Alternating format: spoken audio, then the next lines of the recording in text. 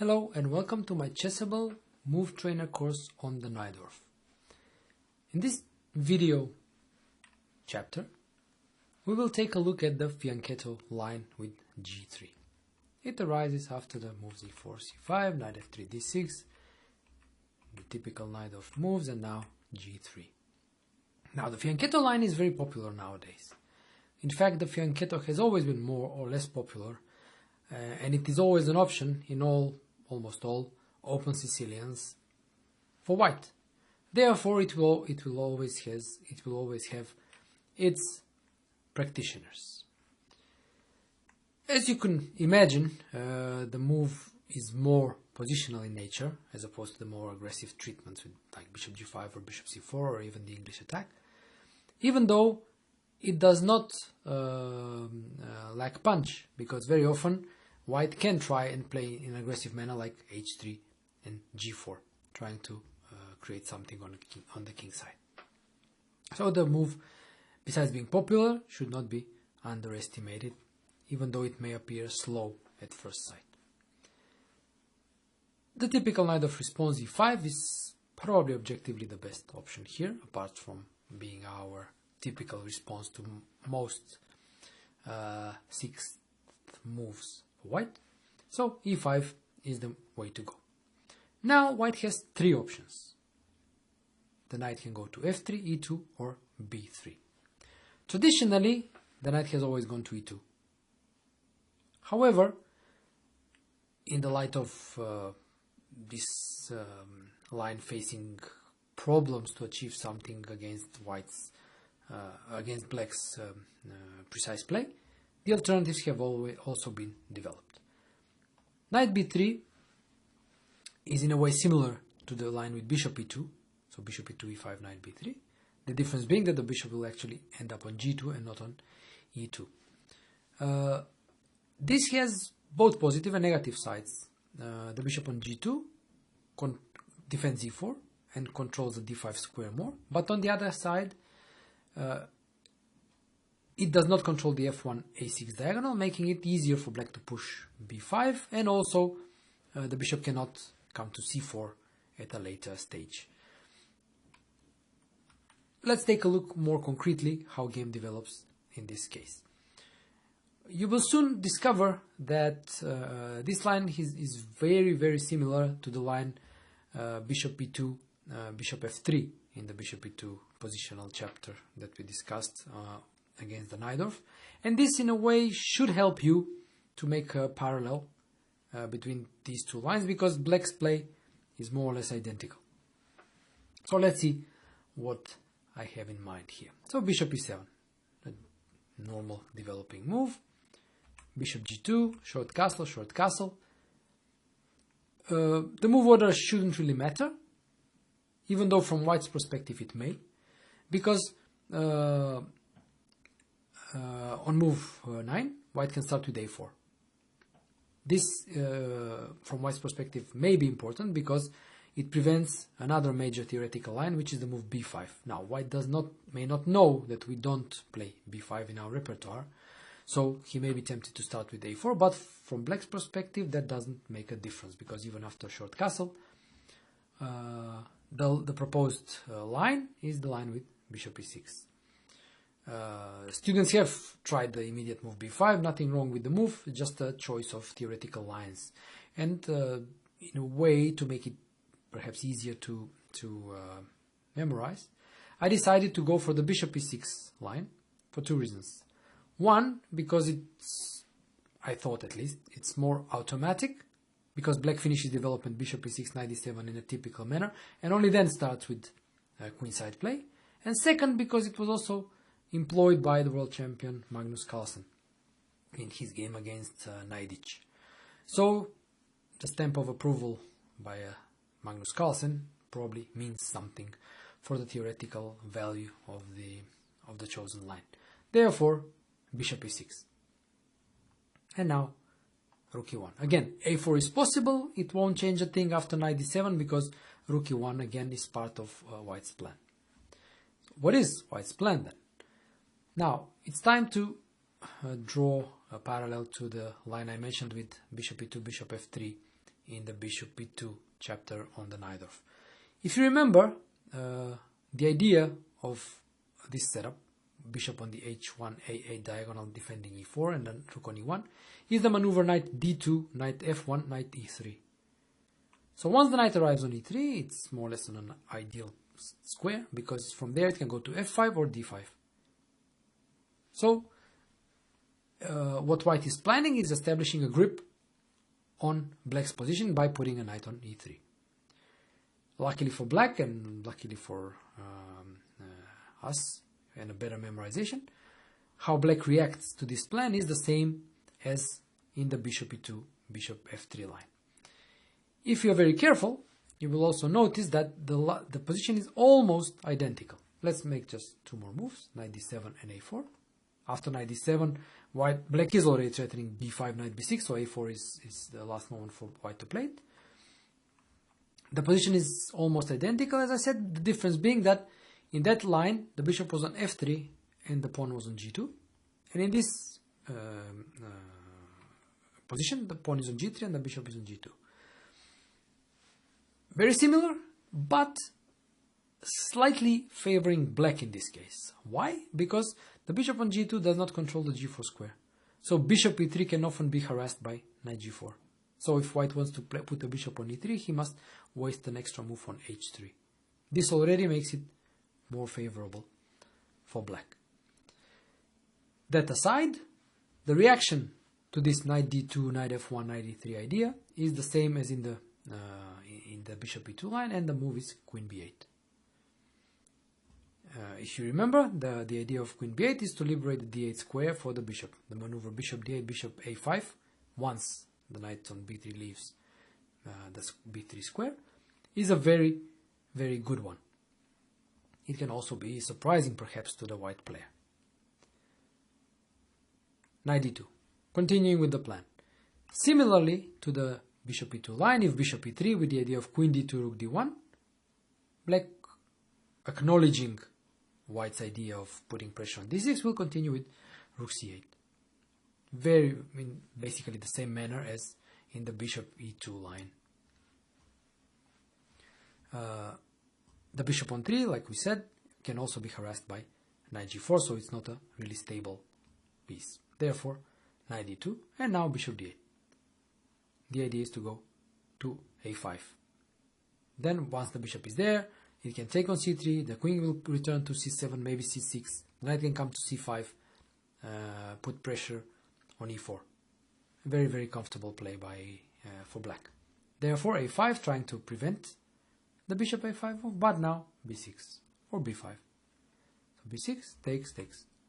And the bishop is now extremely active on the g1 a7 diagonal. Black already has good play, so let's see a few more moves how this play further can be developed. Knight f1, a5. Gaining more space on the queen side.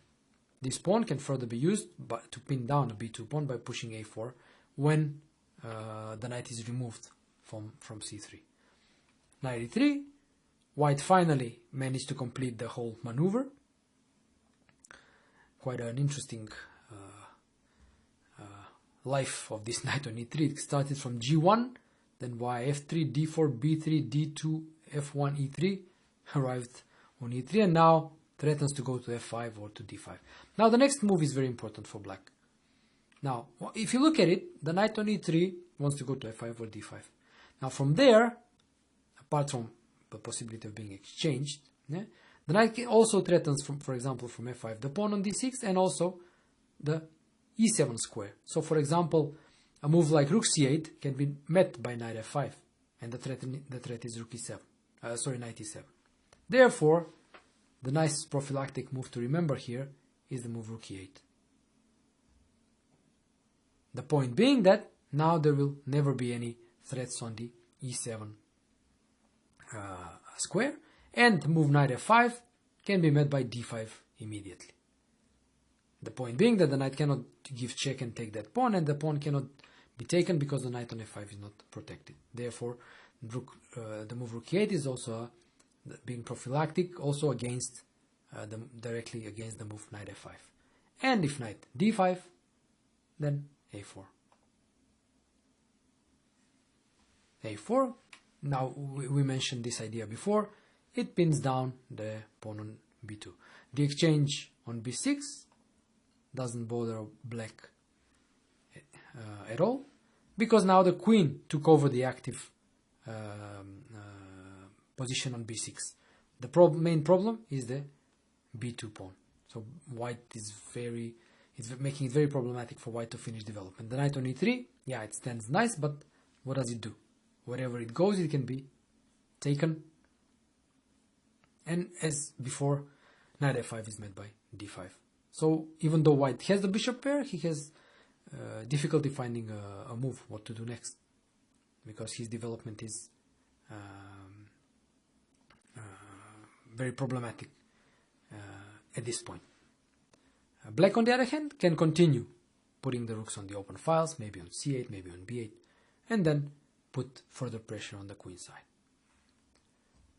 So as you can see, play develops very, very similarly, sometimes even the same, as in the bishop e2, e5, knight b3 line, when white employs the plan with a4, bishop e2, bishop f3. And basically this should be very helpful in remembering the correct reaction in the knight b3 line. Knight f3 is another option white has at his disposal, even though it does look like an odd one, until we understand the idea behind it. The idea is actually to go knight h4 and then put the knight on f5. With the bishop on g2, this makes positional sense, because after bishop f5, ef5, the bishop will be well placed on g2. So how does black deal with this? Okay, first and foremost, continuing development. Bishop b7, bishop g2. It's worth noting that the immediate knight h4 is not that good, because after castle, white cannot go to f5, because after the simple exchange, black manages to push through d5, and this full center more than compensates for the bishop pair that white obtained. Therefore, white needs a bishop on g2 in order to be able to control d5, and now knight h4, knight f5 may be a threat. Castle, continuing development, and knight h4. Now, we saw why white needed a bishop on g2. If white castled first, okay, then b5 is more than good enough. The threat is b4, the bishop can be developed either on b7 or on e6. The point being that knight h4 now can be met by g6. And the knight has no perspective, no prospects on h4, must go back to f3, but this is just too much wasted time. Bishop h6, rook e8 is really nothing serious, as black's position is very safe on the king side. Hence, knight h4. And now, here I introduced actually a novelty in this position, a move that hasn't been played before, and that's the move bishop g4. I wrote that it was a novelty at the time of creating the course, and it is still a novelty at the moment of recording this course. So but probably it's a matter of time when it will be played in some game. Why bishop g4? Because it's a disruptive move. Whatever white does, he's worsening his position, and these moves are very difficult to deal with, because it makes the situation awkward for the white player. He doesn't want to do any of these worsening moves, but he's forced to. Probably the least of evils is the bishop f3 move. Let's explore the other options. If queen d3, then knight d7 is unpleasant, because knight c5 is coming with a tempo. If knight f3, then the whole idea of knight h4 loses its sense. Knight d7 again, and then knight c5 comes hitting e4. Therefore, logically, bishop f3. f3 is just too ugly to consider, just closing the diagonal. Therefore, bishop f3. And now bishop f3. Black's position looks so good that even going back to e6 looks tempting, because the bishop on f3 is rather awkward. It would rather be on g2. Even though then knight f5 should be considered, and so on. I prefer the more forcing solution, bishop f3, queen f3, and now knight c6. it may appear that white achieved something by exchanging the light squared bishops because it weakened the f5 square, but the knight on c6 comes to d8. By jumping to d4, it also controls the f5 square. So, knight f5, knight d4, immediately forcing the exchange of the knights. Takes, knight e2, and now d5. This is very important. Immediately d5 liberates black's play. Otherwise, if white manages to consolidate, he may have something, but d5 is very, very strong at this point because black takes advantage of his better coordination and development at this point to open up the game. The tactical point is that if white takes, black first defends the pawn and then takes on d5. Either by queen or a knight. The pawn on d4, it is isolated, but also pins down the c2 pawn. So black has very good play. And also the slight weakening of the light squares around white's king is a bit loosening in white's position. Therefore, it's more critical to go e5, knight e4, knight d4, bishop c5. For the time being, white is the pawn up, but this is very for a short while. Bishop c5 not only attacks the knight, but also opens the e-file. So black follows up with rook e8, bishop e3, rook e8, and will take on e5 on the next move. Now again we have a position with an isolated queen's pawn for black, but with very active pieces for black. Now after rook e5, he can continue just by moving the queen, doubling on d-file with very active play. The knight on e4 it's very difficult to be dislodged because f3 is very weakening. The bishop on 3 won't be stable anymore. And this is again a very good position, active position for black. So I think this bishop g4 novelty is a good antidote to the line with quick knight f3, knight h4. So let's go back now to the traditionally traditionally considered main line with knight e2, bishop e7. Nothing new here. Black as usual continues the development. Bishop g2, and now castles. Now, again, it may appear as an automatic move, but in fact it is not. We will see the justification in a bit. So, I have taken short castle as the main line here because this is the modern treatment.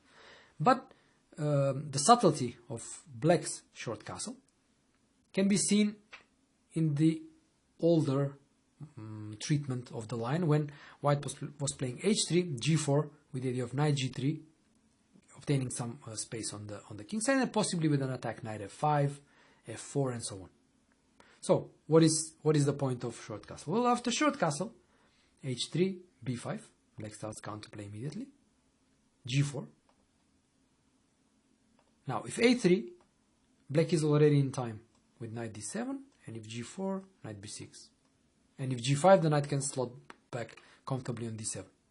So he is in time to maneuver the knights and get the one to b6. Therefore, g4, g4, and now b4. Before white gets in g5, black is hitting the knight on c3, forcing knight d5, and after knight d5, now we will see the point of black's short castle. Traditionally, white was taking e d5 in these positions, and then he would play knight g3, short castle, etc. But here, with short castle already played, black has the strong f5. And he takes over the initiative on the king side immediately. This disrupts white's structure on the king side, and black has a better play here. Don't forget that the strategically favorable exchange of the dark squared bishop by bishop g5. So you see now the idea. Short castle enabled the f5 move because the king is already tucked away and the rook is ready on the f file. So this is the subtlety on move 8 by black. So, still, continuing the analysis, it's better for white to take with a queen, obviously, not to allow f5, but now queen c7. an important move. Why is it favorable for black to exchange, to sacrifice on a8? Okay, first of all, it will be queen for 2 rooks. Okay, if white takes, for example, knight c6 will happen, then bishop b7, then white will take on f8. So it will be 2 rooks for queen. This is favorable for black because in this position there are not that many open files. In fact, there is only one semi-open file for white, the d file. But what will the rooks do on the d file? d6 is well defended, so the rooks will be passive. And that means that the queen will be more efficient piece in the ensuing middle game. And this is the reason why black is welcoming this exchange of a queen for 2 rooks. Having understood this, white will avoid it. Therefore, bishop e3, but now knight d7. Obviously d7, because that exchange is still favorable for black, for the same reasons. And from d7, the knight can come to f6 or b6 later, depending, to chase away the queen from d5 and establish control over the important d5 square. Generally speaking, a queen on d5 is not the best piece there, even if for the time being is not harassed, but very soon she will be. Also, the threat is to play bishop b7. Yeah. So, for example, castle, and now rook b8. It is possible to play bishop b7, but rook b8 is a flexible move. It removes the rook from a8, okay, introduces some ideas like rook b5, maybe knight b6, maybe bishop b7, maybe knight f6. Additional idea is to play a5, put the knight on c5, bishop on a6, create some play on the queen side. So this basically means that the old-fashioned way, you could say, of the treatment of this position with h3 nowadays is not very efficient, thanks to this move order with short castle on move 8. Therefore, theory evolved and white players discovered new ideas and new plans after short castle.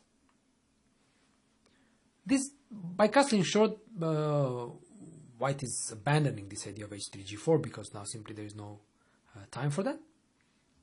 And he aims to play in the center and around the d5 square. So, black continues with b5, a typical move. He wants to fianchetto the bishop, and now knight d5.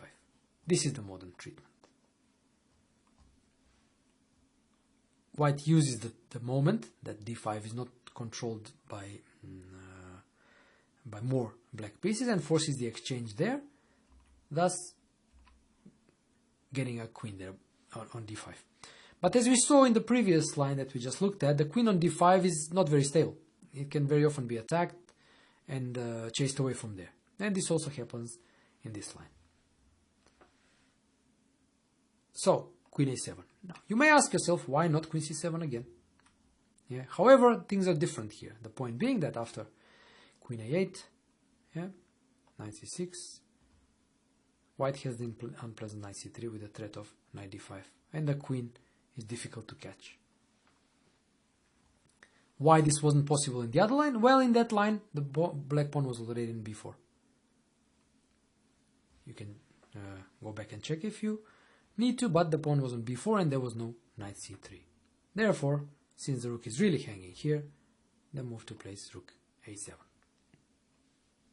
Bishop e3, and now rook b7. Black is not in a hurry to chase away the queen. It was possible to play bishop e6 immediately and then move the rook, but black is not in a hurry because he will yet decide how to chase away the queen, either by knight d7, knight f6, or maybe later bishop e6, obviously after defending the rook first. Since white understands this, that the idea of knight d7 or knight f6 is coming, he removes the queen in due time. The queen could not have stayed there for long anyway, and he just removes it in time and prepares now the knight transfer to d5. Oh, the knight is obviously better placed on d5 than the queen. So the threat of after queen d3 is knight c3, knight d5. bishop e6.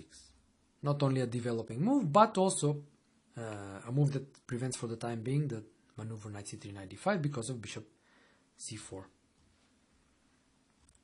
b3 preventing bishop c4, and now knight d7. Black finished development in the usual harmonious way. The knight will come to f6 and will cover d5. This generally means that he has a very good position, but objectively speaking the position is just complex. White does not have an advantage, but he has ideas to play with.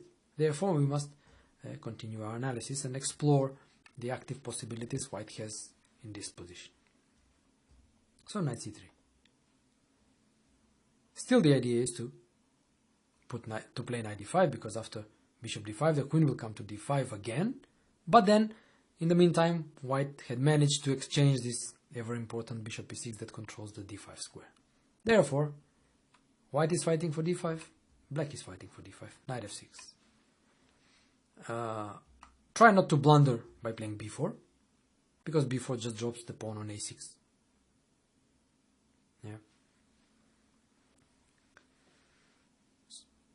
Similarly, it appears that the move knight f6, even though it looks natural, is a problem move for some students. Don't play queen c7, because then knight d5 is coming.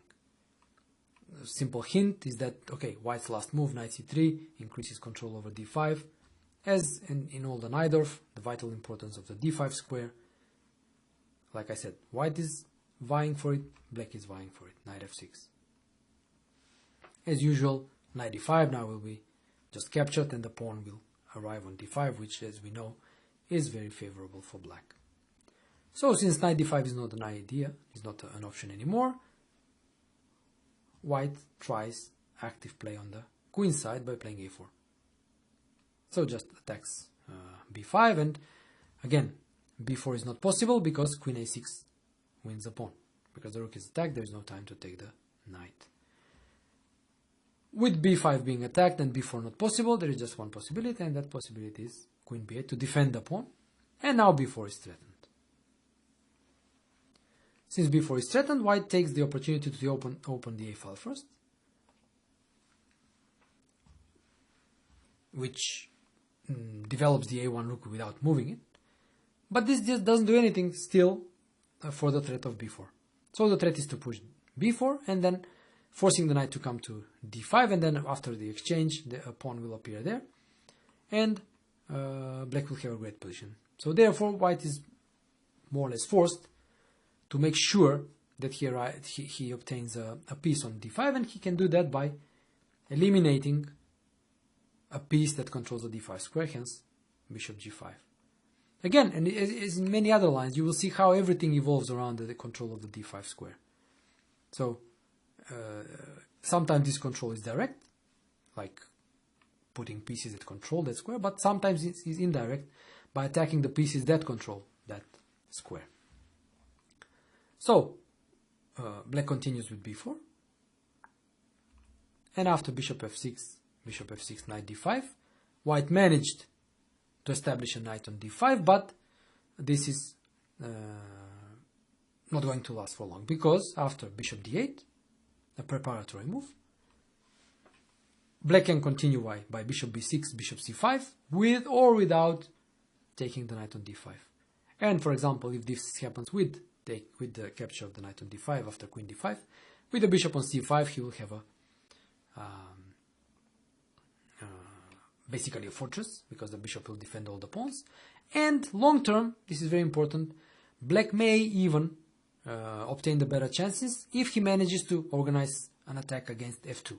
A possible plan could be king h8 and f5, opening the f file with the bishop on c5 very potent, and attack on f2. These opposite colored bishops can be very difficult for the defending side. So therefore, white must make sure that he does not end up in this passive version of the opposite colored bishops. This all means that black has an excellent position already, and if white is not careful, he may even get the upper hand.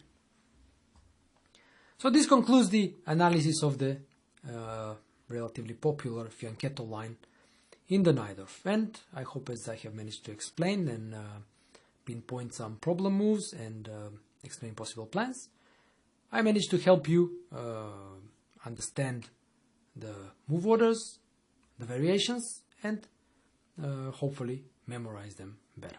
Thanks for watching.